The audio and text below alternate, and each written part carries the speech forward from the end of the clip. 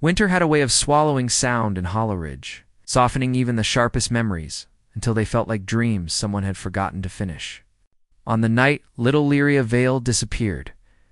Snow drifted through the world like falling feathers from some invisible wound, and the whole town breathed with a tension that made the air feel tighter, thinner, almost breakable. Rowan Meyerland felt that pressure as he stood beside his aging police dog, Ashen, on the front steps of the station. The lantern light cast a golden halo around Ashen's fur, illuminating the frost gathering along the dog's whiskers. Rowan rested a hand on Ashen's broad back, trying to quiet the tremor in his chest. It wasn't just the winter making him shiver. It was the old fear he carried like a bruise he never let anyone touch. Someone had shouted for help moments. A Galeria's name slicing through the night tanned, Rowan had felt his insides turn to ice. He'd been the one on duty. He'd been the one they would blame if anything happened. The townspeople didn't need proof to accuse him. Grief had made him their easy target years ago, and he'd let them. Because guilt sits quietly but unforgivingly beside a person who believes they deserve their suffering. But Ashen lifted his head, nostrils quivering with an urgency Rowan recognized. The dog's instincts did not tremble. They pointed. They pulled. They believed. "Go on, then," Rowan whispered. His voice barely more than mist in the cold, and Ashen surged forward into the snow. The dog moved like he was following something. Rowan could not see something delicate. Intimate, a trail as faint as a memory whispered across years. Rowan followed, boots cracking through the crusted ice, the cold biting through wool and leather until it reached bone. He didn't care. Every step felt like it carried a promise he'd made silently to the universe. "I will not fail another innocent soul." Behind him, the voices of Holleridge faded. People calling Lyria's name. People muttering about Rowan, hoping he wouldn't mess this up like he did with his wife. No one said Eloise's name directly anymore, but Rowan heard it in every sideways glance. He didn't argue. How could he, when he had failed to find her in time? When Ashen had returned alone, snow clinging to his fur like a shroud, Rohan had known without being told that the winter had taken her. Tonight, everything inside him felt like that night reborn, but crueler, because this time, a child was out there. Freezing, frightened, waiting, Ashen's growl rumbled low, pulling Rowan out of his spiraling thoughts. The forest beyond the town swallowed them whole, the trees rising like dark sentinels guarding secrets no one dared disturb. Snow clung heavily to their branches, drooping under the weight of winter. The world looked muffled, held in suspension, as though it feared making too much noise. Rowan's breath steamed in front of him as he murmured, "What do you smell, boy?" The dog didn't look back, didn't slow, just pressed forward, with a determination Rowan hadn't seen in him for years. Ashen's tail stiffened, not with fear, but certainty. They reached the old timber road, long abandoned after the mills shut down. Wind whistled through broken planks and hollow beams, the sound like soft crying. Rowan paused, scanning the snow. Tiny footprints wandered toward the tree line, weaving like a child stumbling, tired, or perhaps pulled. The sight tightened Rowan's throat. Lyria had been here. She had walked this path alone or forced, frightened either way. Ashen nudged the footprints, then trotted ahead, nose close to the ground. Rowan moved faster, heart pounding, breath turning ragged as he followed the path deeper into the woods.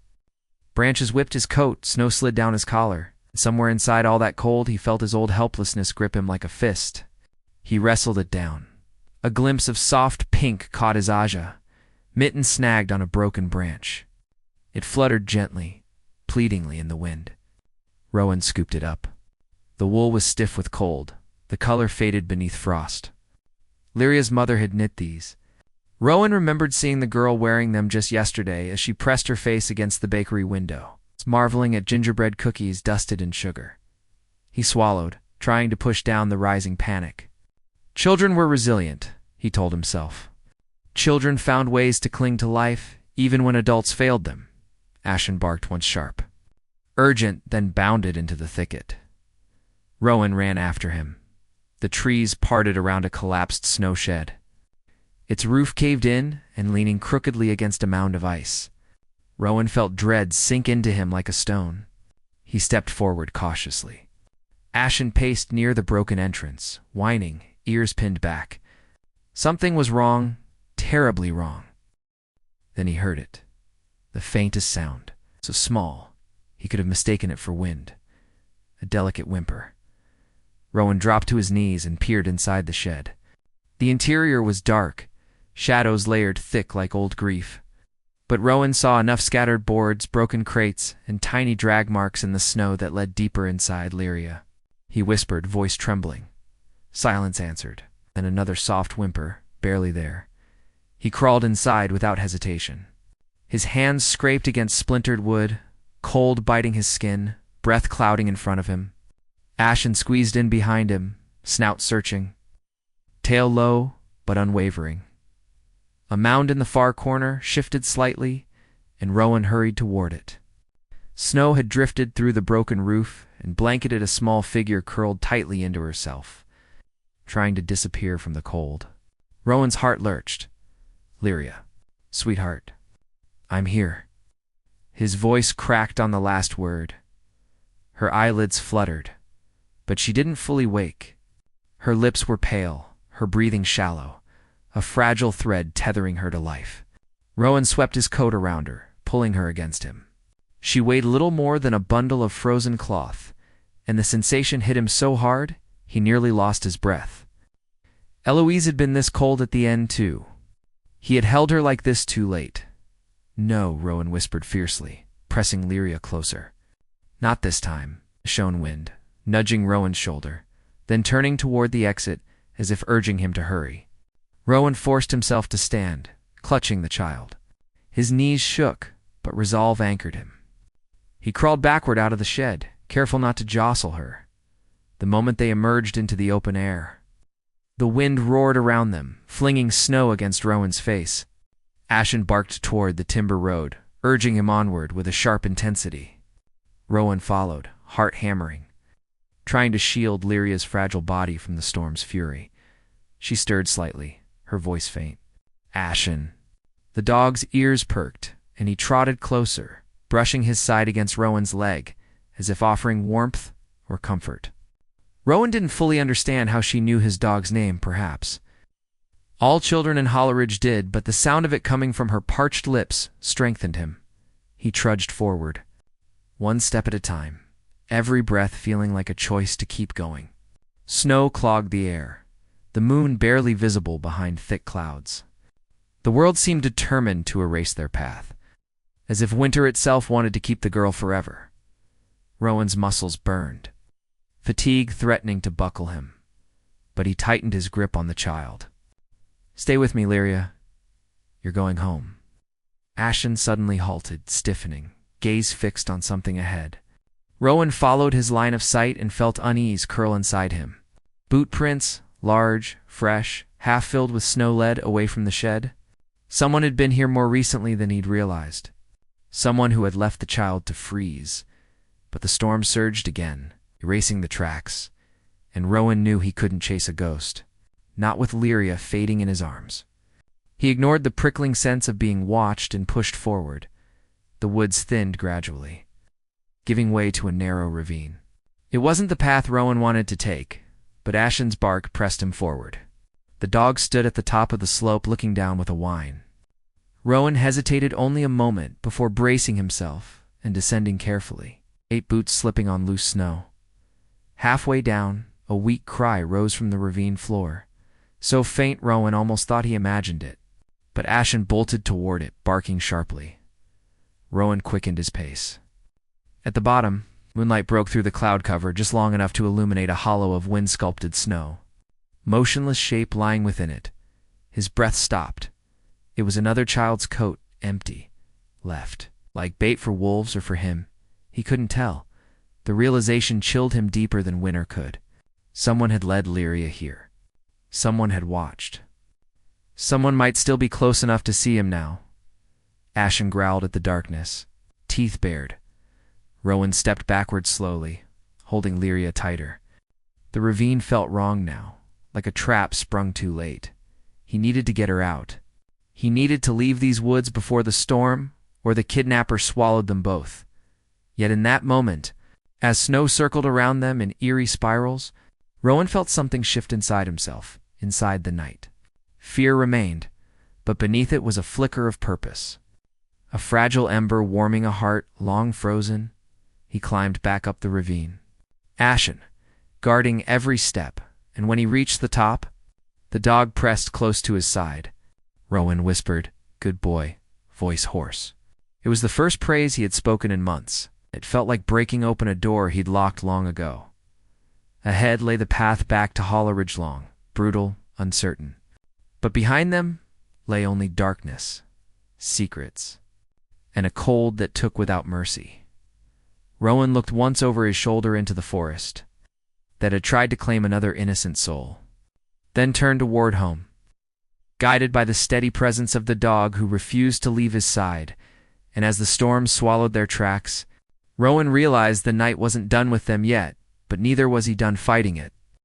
The wind had shifted, colder now, sharper, as if the night itself was tightening its grip around Holleridge. Rowan moved cautiously through the drifts, each footfall heavy with exhaustion and urgency. Lyria lay cradled against his chest, so small and fragile beneath his coat that it felt like carrying a flickering flame in a storm. Her breath was shallow, but it still came. That was enough. Ashen moved ahead, alert, slicing a path through the snow with sure, deliberate steps. The dog's ears twitched at every sound, branches cracking. The distant howl of wolves, the whisper of something human hiding in the shadows. Rowan's eyes scanned the tree line, the weight of the unknown pressing down on him like the ice on the creek. They would soon have to cross. The cold seeped into Rowan's bones, gnawing at his strength, but the lullaby slipped from his lips soft, cracked, a fragile offering to the night. It was the one Eloise had taught him long ago, the one she sang in the dark to chase away the shadows. Rowan hoped it would hold Lyria here with him, tether her to this world until they reached warmth. The forest thickened, branches webbing overhead, the snow falling in thick curtains that blurred the edges of vision. Ashen's breath came out in low pants, warm and steady. Rowan's heart caught at the sound, a reminder that he was not alone. The dog's loyalty was a tether strong enough to hold both their souls steady. They came to the frozen creek. The ice a thin veil over water that roared silently beneath. The moon cast a pale glow, revealing cracks like spider webs etched across the surface. Rowan's boots hovered uncertainly at the edge. Ashen stepped forward first, one paw on the brittle ice, then another. Until he was walking across as if it were solid ground, Rowan swallowed hard and followed, feeling the ice shift beneath him, the cold rushing up from the creek like a warning. Halfway across, the ice groaned, and Rowan froze. A sudden crack split the silence, a jagged, terrifying sound. The ice beneath his feet shattered, the world tilted. Lyria jolted against him, sharp gasp breaking through her slumber. Rowan's arms flailed, seeking grip, but the ice beneath splintered and gave way. Plunging him into the numbing darkness, cold water seized him like iron fingers, dragging him under. Panic clawed at his chest, but ashen was their teeth sinking into Rowan's coat, pulling with desperate strength. Rowan fought to keep his head above the breaking surface, lungs screaming for air. With a final, shuddering effort, he hauled himself onto solid ice, gasping, soaked, trembling. Lyria whimpered, but was safe in his arms. Ashen pressed against them, warm and fierce. Rowan's chest rose and fell in ragged breaths, but his eyes were clear. For the first time since Eloise's death, he felt something unspoken settle in his heart. Survival was not a solitary road. It was a path walked together. The storm's howl softened to a distant cry as Rowan dragged himself to the far bank. The forest loomed ahead, dark and watchful. He could sense Ison had followed the girl, had watched the rescue with cold calculation. A shadow slipped from the tree line, stepping into the pale light. Silas Thorne. The name was whispered in Holleridge with a mixture of fear and disgust. A trapper who kept to the woods, Silas was a man of few words and darker rumors. His eyes cold and unreadable, fixed on Rowan with a predator's calm. "What's this, Meyerland?" Silas's voice was low, gravelly, laced with menace. "Found yourself a little lost lamb in the snow?" Rowan squared his shoulders, cradling Lyria protectively. "She's coming home." You left her to freeze. Silas shrugged, a cruel smile twisting his lips. She wandered into my cabin. Maybe she wanted to be found. Ashen growled, stepping between Rowan and Silas, a living barrier of unwavering loyalty. The dog's stance was calm, but filled with a quiet fury, a warning that no words could match. Rowan felt his own resolve harden, a slow burn, lighting the frost in his veins. This ends now. You won't hurt her again. For a heartbeat, silence stretched between them, a fragile thread taut with danger. Then Silas's expression flickered in certainty. Maybe fear, and without another word, he melted back into the shadows. Rowan exhaled, voice shaking with relief. Ashen licked Lyria's cheek, who murmured his name once more, a fragile promise of trust. The journey back was a slow one. Snow blanketed their tracks, erasing the night's violence from the earth, but Rowan carried the weight of it in every step. When the lights of Holleridge finally appeared, flickering through the storm, it felt like coming back from a place no one dared speak of. At the edge of town, voices fell silent. The people who had whispered about Rowan's failures now watched in awe as he emerged broken, battered but carrying the child they had feared lost. Lyria's mother, Marinvale, ran to them, tears streaming down her cheeks as she grasped Rowan's hands. Trembling with gratitude, there were no words for the moment, only the warmth of shared relief and the slow rebuilding of fractured trust. Days passed, and slowly the ice around Rowan's heart thawed. Visits from Marin were quiet at first, nervous smiles, soft conversations about Lyria's recovery. Gradually, those visits grew into something unspoken but deeply felt. A gentle touch on a sleeve, a look held a moment too long.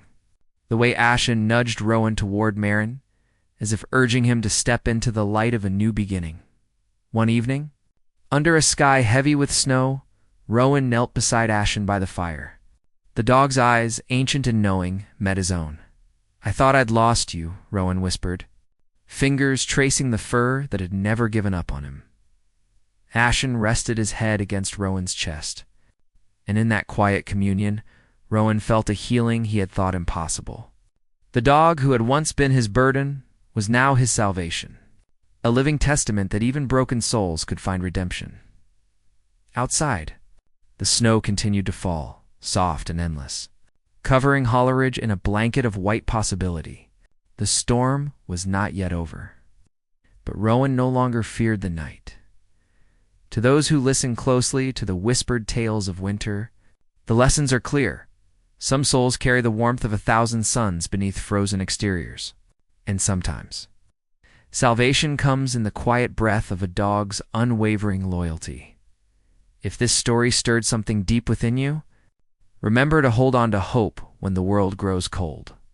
And don't forget to subscribe for more whispered tales that speak to the heart's enduring light.